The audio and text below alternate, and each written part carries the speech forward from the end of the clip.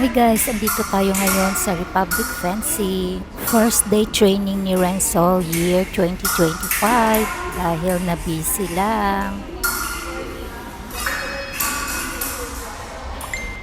Ito ang bagong branch ng Republic Fencing nung nag-start lang sila nung December. From Marilao, sumakay kami ng FX papunta ng Trinoma at sumakay ng MRT. Ang baba namin ay sa Cubao. And then, pagdating namin mamaya sa Cubao, doon kami pupunta sa dating paradahan ng mga bus dito sa Alimol. Tingnan nyo, ang ganda na diba? Yan dati ang mga sakayan ng papuntang probinsya. Ngayon, puro minibus na. Ang sabi ni Coach Dada, hanapin lang namin ang minibus na papuntang Pasig sa C5, ang daan.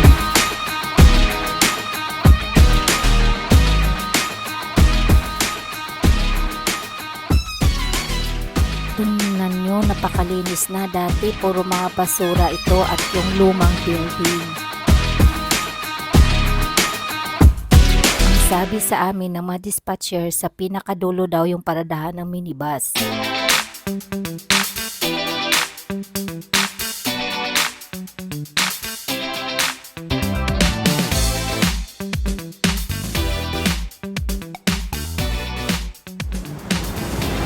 After 30 minutes, nandito na kami.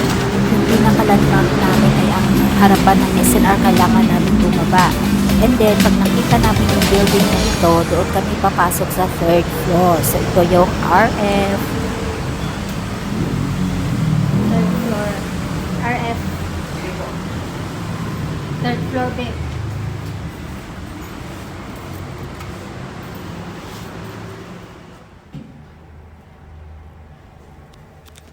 Malaki siya.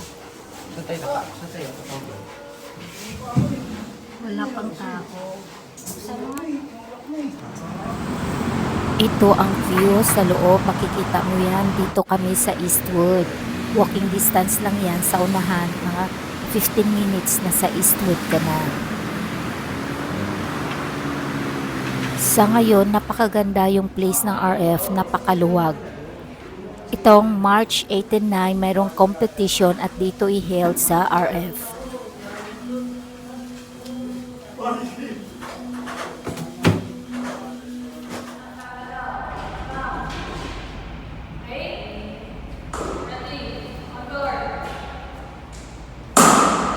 Yung tinitraining na Renzo ay FE. Ang fencing kasi ay may tatlong klase.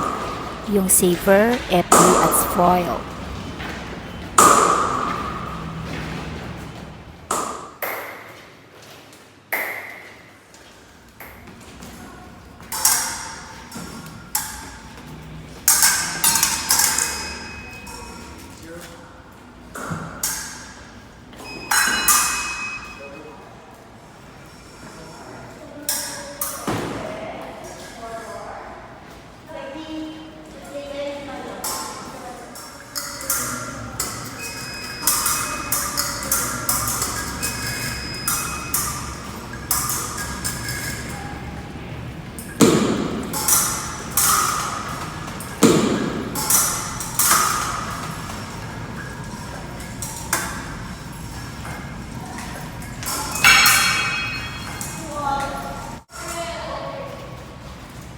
Meron dito yung pinakamabatang nag-training ay 5 years old.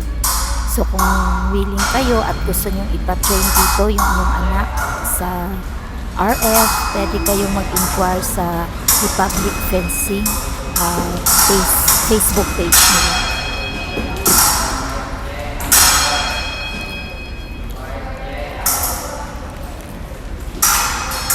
So far, yung pinakamatanda na nakita ko dito ay 60 plus years old. So ngayon, kung gusto nyo naman na magkaroon ng sports at that young age, pwede rin kayong mag-inquire.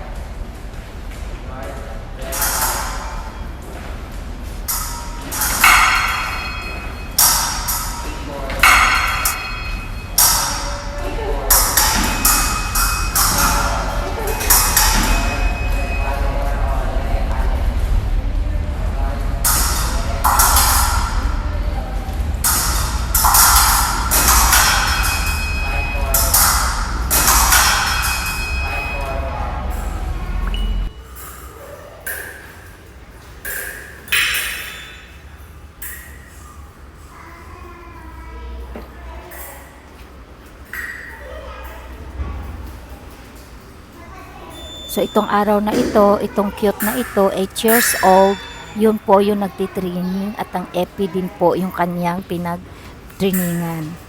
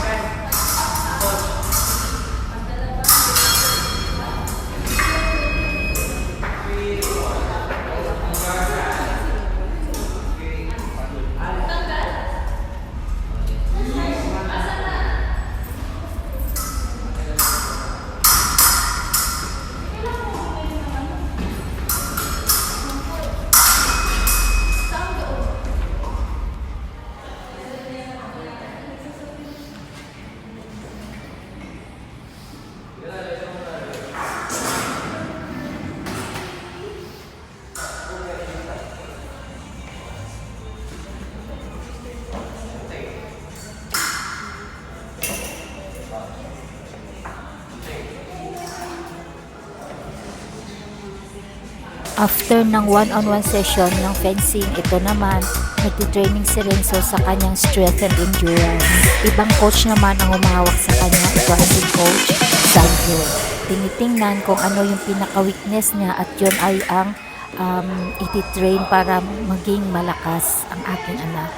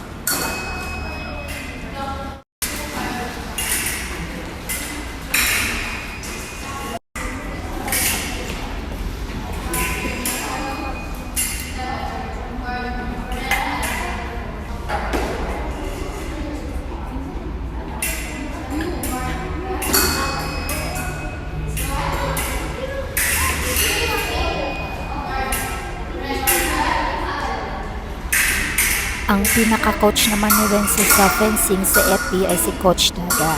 So anyway, thank you for watching guys. I hope na nag-enjoy kayo. For any inquiries, just message Republic Fencing. Thank you. God bless.